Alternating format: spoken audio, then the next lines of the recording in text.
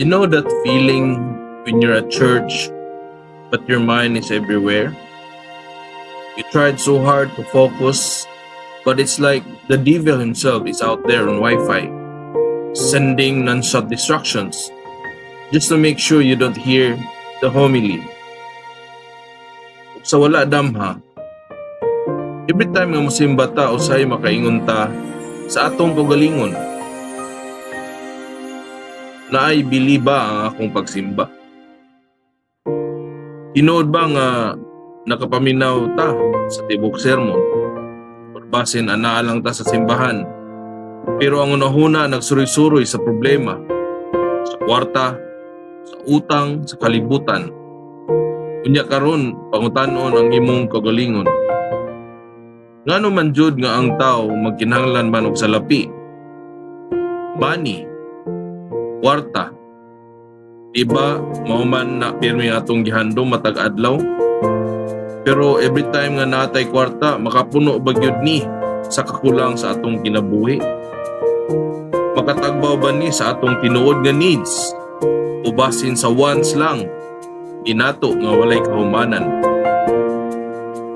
Naalagi kay kwarta, makapalit og pagkaon, pero dili sa sustansya. Naalagi kay kwarta, makapalit og sinina, pero dili ka makapalit sa kaanyag sa tao. Naalagi kay kwarta, makapalit og balay, pero di kalipay sa sud sa panimalay. Naalagi kay kwarta, makapalit og relo, pero di na makapalit og time para sa pamilya.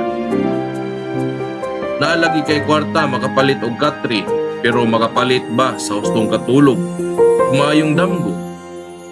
Naalagi kay kwarta, makapalit og bulak, pero makapalit ba sa tinuod nga gugma?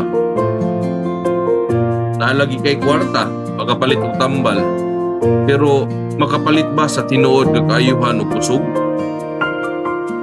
Naalagi kay kwarta, makabayad sa edukasyon, pero makapalit ba sa kinaadman o katarungan? Sa sermon ganina sa usa ka pari, ini makapatagbaw jud sa espiritu. Dili lang sa bag-ong kaalam, pero sa kauhaw sa pagtuo. Ang kwarta gamita sa hustong paagi. Kay dili tanang mga butang papalit. Sometimes what we need is not more money, but more meaning, more faith, more peace. Usa, humusimba ta, ayaw lang paglingkod, paminawa, tuhi, pamalandungi. E base ng tubag sa imong mga pangutana, dili sa bulsa makaplagan, kundili sa pulong sa Ginoo. Happy Sunday, everyone!